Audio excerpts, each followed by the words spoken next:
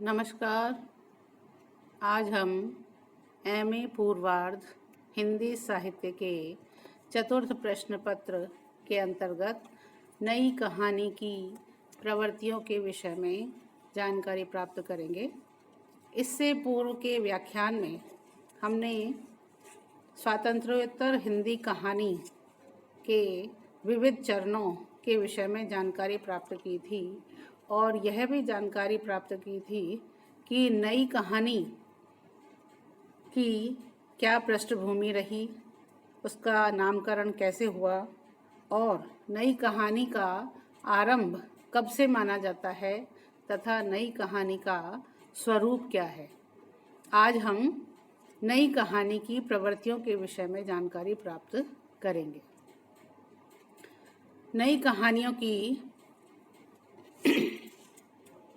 नई कहानी को लेकर के विभिन्न विद्वानों में विचार मंथन हुआ और उससे जो प्रवृत्तियां उभर कर के सामने आई वो इस प्रकार से देखी जा सकती हैं।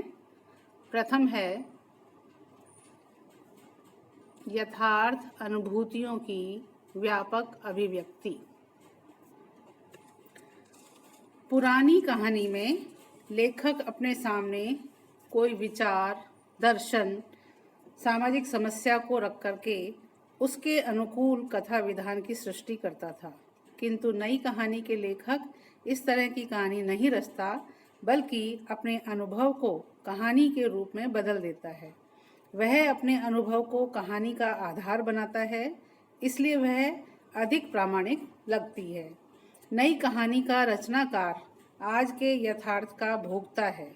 उसने दृष्टा और भविष्यवक्ता की खोल को उतार फेंका है। अमरकांत की जिंदगी और जोंक के संदर्भ में इस तथ्य को हम समझ सकते हैं।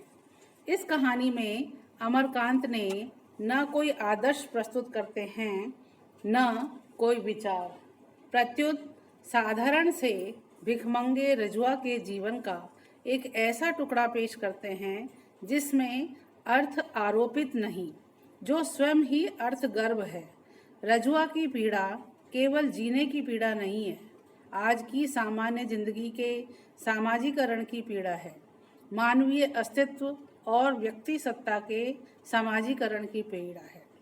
पूरी कहानी लेखक के अनुभव को पूरी ईमानदारी से उभारती है। यही ईमानदारी अनुभव की प्रामाणिकता है। यही उसका भोगा हुआ यथार्थ है जिससे वह पाठक को परिचित कराता है। इसी प्रकार मन्नू भंडारी ने यही सच है नामक कहानी संग्रह में लिखा है, मन्नू की कहानियों की दो विशेषताएं उसे अपने समकालीनों से अलग करती हैं। व्यर्थ के भावोच्छ्वास में नारी के अंचल का दूध और आंखों का पानी दिखाकर उसने पाठकों की दया नहीं वसूली। वह एकदम यथार्थ के धरातल पर नारी का नारी की दृष्टि से अंकन करती है। इस प्रकार आज का हर कहानीकार यथार्थ को स्वीकार करके चल रहा है और यथार्थ की व्यापक स्वीकृति नई कहानी की केंद्रीय प्रवृत्ति है। स्वतंत्रता के बाद भारतीय जीवन में पनपे सभी प्रकार के पाखंड और भ्रष्टाचार को नई कहानी पूरी निसंगता और क्रूरता के साथ अभिव्यक्त करती है। सामाजिक और राजनीतिक स्तर पर विघटन हुआ, आदर्शों का खोखलापन सामने आया तो राजनीतिक अस्थिरता, असंतुलन, अराजकता ने समाज व्यवस्था में असंतोष, अस्पष्टता और निराशा पैदा की। मोहन राकेश की परमात्मा का कुत्ता कहानी आज की नौकरशाही और लाल फीताशाही के कारण आम आदमी की दयनीय स्थिति का स्वाभाविक चित्रण करती है।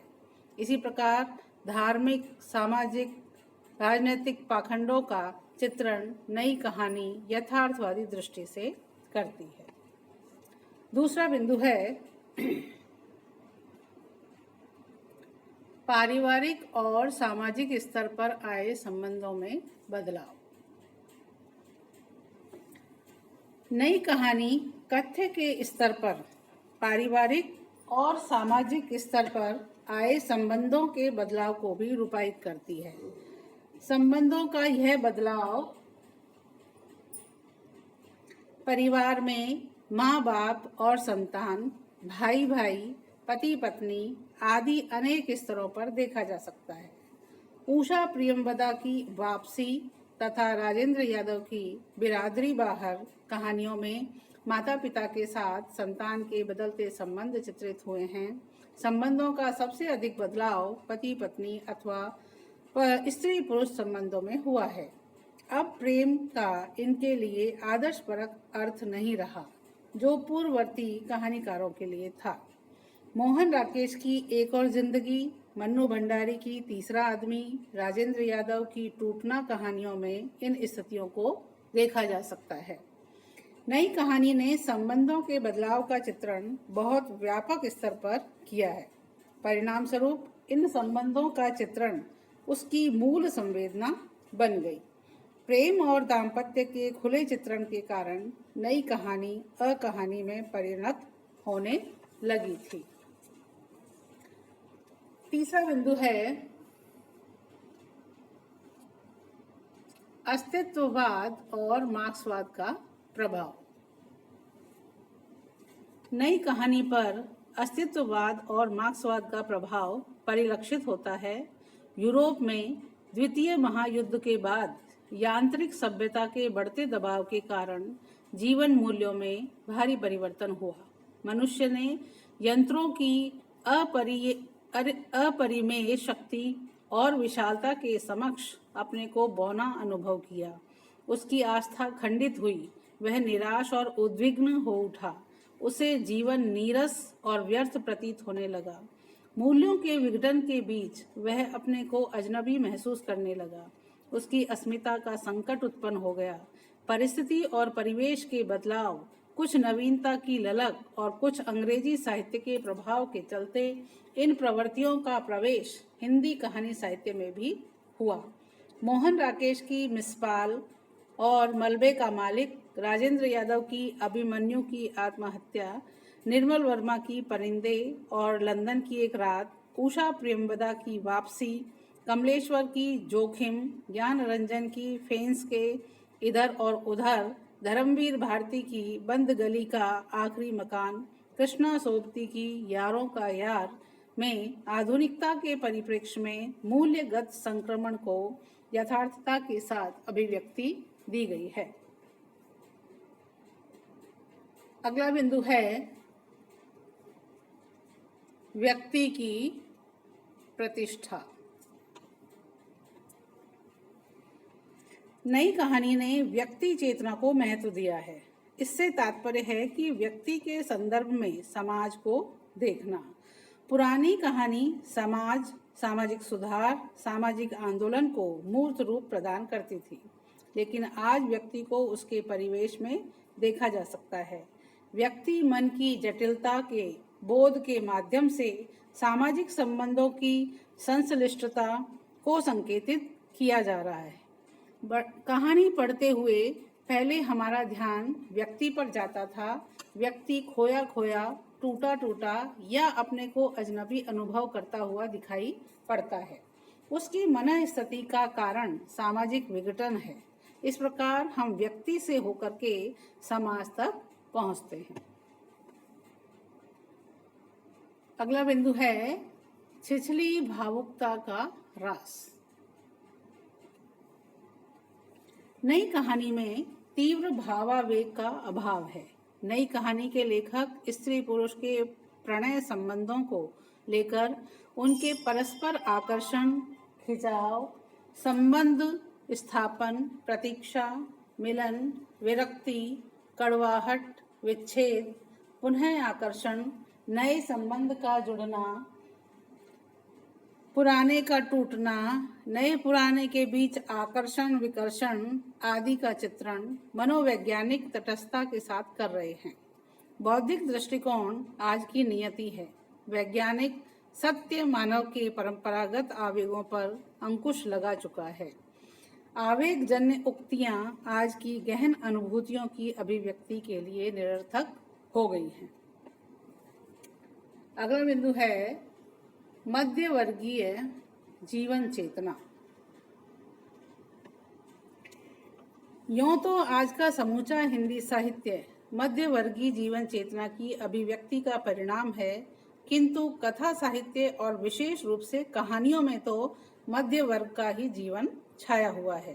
कथाकार स्वयं मध्य वर्ग से आए हैं और उनका अनुभव क्षेत्र भी मुख्यतः मध्य वर्ग तक ही सीमित है। उच्च वर्ग के चित्र कहीं कहीं परिवेश को सार्थकता प्रदान करने के लिए अंकित हो रहे हैं। उच्च वर्ग और मध्य वर्ग के बीच स्थित सुविधा जीवी वर्ग के प्रति भी आज के नए साहित्यकारों के मन में एक प्रकार का आक्रोश ही संचित है। इसलिए यह वर्ग व्यंग और कटुक्तियों के लिए माध्यम बनकर सामने आते हैं। निम्न मध्य वर्ग और मध्य वर्ग ये दो ही आज सर्वाधिक संवेदनशील है। दूसरी ओर आर्थिक दबाव भी सर्वाधिक इन्हीं को टूटने के लिए विवश कर रहा है। इसलिए इसी वर्ग की पीड़ा, दुख, दर्द, क्षोभ, करुणा, विवशता, हीनता और संबंधगत जटिलता का चित्रण आज की कहानी में सबसे अधिक हो रहा है। अगला बिंदु है सांकेतिकता।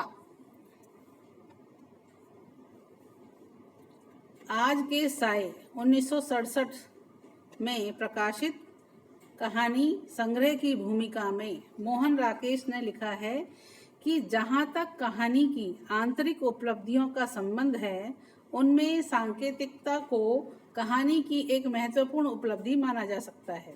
पुरानी कहानी से नई कहानी इस अर्थ में अलग होती है कि उसमें सांकेतिकता का विस्तार पहले से भिन्न स्तरों पर होता है। सांकेतिकता वस्तु और शिल्प दोनों स्तरों पर आई है। यह भिन्न जीवन के जटिल और बोध के सूक्ष्म होने का सहज परिणाम है। आज कहानी का शीर्षक, उसमें संयोजित संदर्भ और उसकी केंद्रीय प्रवृत्ति को सार्थकता प्रदान करने वाले अन्य सभी तत्व सांकेतिक हो गए हैं। सांकेतिकता नई कहानी के कथ्य की मांग है।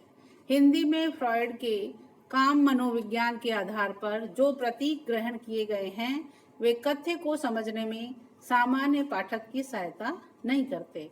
अज्ञे की कहानी सांप में मनोविज्ञान के काम प्रतीक का प्रयोग किया गया है। कमलेश्वर की सांप और नीली झील, राजेंद्र यादव की खेल खिलौने, ठाकुर प्रसाद सिंह की सर्प दंश, शिव प्रसाद सिंह की अंधा कूप कहानियों में भी प्रतीकात्मक संकेत हैं, किंतु ये आरोपित न होकर के कथा के अंग बन गए हैं। हिंदी की कुछ प्रतीकात्मक कहानियों को छोड़कर के अधिकांश में सहज सांकेतिकता को ही स्वीकार किया जा रहा है। अगला बिंदु है शिल्प प्रयोग। नई कहानी में शिल्पगत नवीनता कथ्य की नवीनता का अनिवार्य परिणाम है। वर्णन, आत्मकथा, संस्मरण, डायरी, पत्र, नोट्स, रेखाचित्र, रिपोर्टाज, संवाद आदि भिन्न भिन्न शैलियों में कहानियां लिखी जा रही हैं। इन सबका या इनमें से कुछ का सम्मिलित प्रयोग भी कहानियों में हो रहा है। उपेंद्र नाथ अश्क के शब्दों में, दृष्टि बदली, मानव और जीवन को देखने के ढंग बदले तो कहानी का शिल्प भी बदला।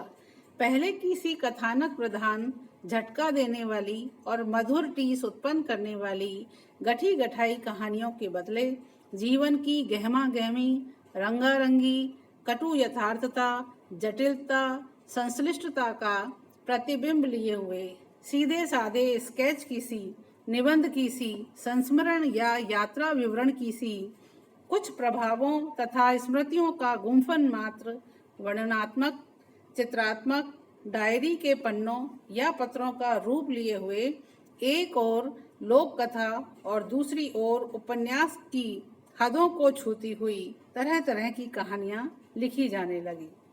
जिंदगी के बहुविध संदर्भों और मानसिक द्वंद्वों को व्यक्त करने के लिए बिंबों, संगीत ध्वनियों, रूपात्मक चित्र, प्रतीकों और संकेतों का भी आधार लिया जा रहा है। संगीत, चित्र, नृत्य कलाओं की बारीकियों को शब्दों के बहुविध गुंफनों के आधार पर व्यक्त करने की चेष्टा की जा रही है।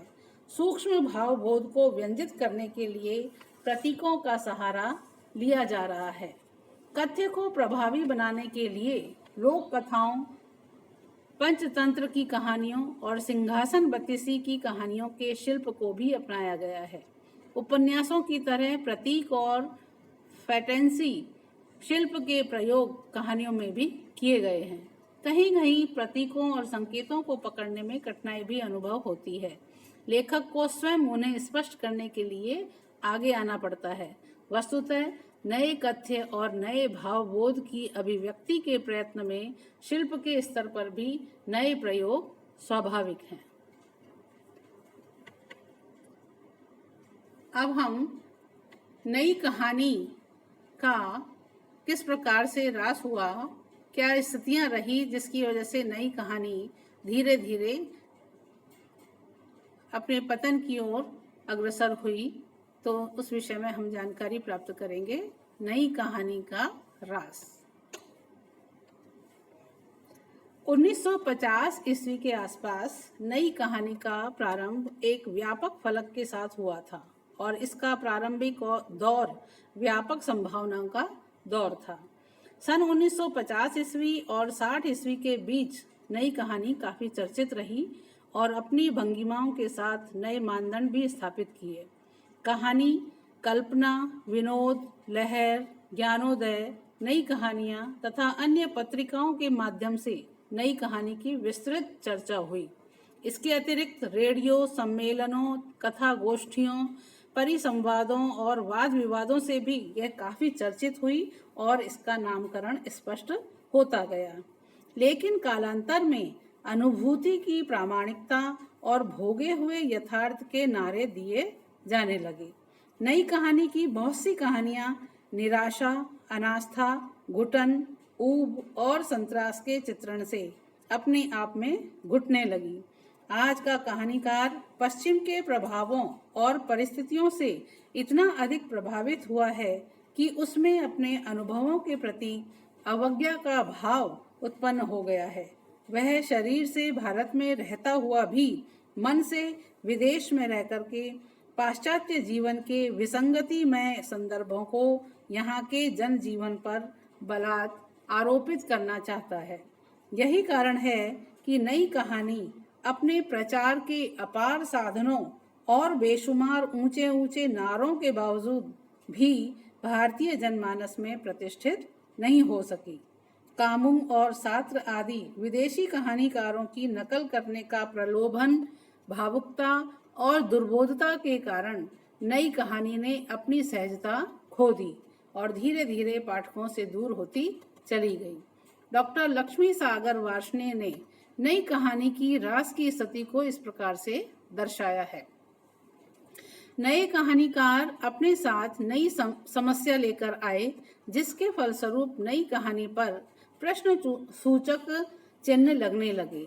उन प्रश्नों का सही उत्तर न दे सकने के कारण नई कहानी टूटने लगी और वह जिंदगी के साथ समझौता करने और व्यक्तिगत सत्य प्रकट करने पर उतारू हो गई। उसकी संवेदना स्थिर होकर रूढ़ होने लगी। अपने दिए हुए फतवों के साथ लेखक फंस गया। सन 1960 ईस्वी तक पहुंचते पहुंचते नई कहानी में पाश्चात्य दृष्टिकोण के कारण एक खास किस्म का मैनरिज्म पैदा हो गया और वह थककर पुरानी पड़ने लगी तथा रूढ़िगत होने लगी। इस प्रकार छठे दशक के उत्तरार्ध तक नई कहानी का वर्चस्व कम होने लगा। निष्कर्ष। अंततः कहा जा सकता है कि नई कहानी ने बंधन तोड़े हैं, स्थूल से सूक्ष्म की ओर बढ़ी है। इसने जो प्रयोग किए हैं उससे बंद पानी बह निकला है। गद्य को एक नई मधुरता मिली है। कथानक के शिकंजे से दूर वह मनचिती पगडंडियों पर चली है।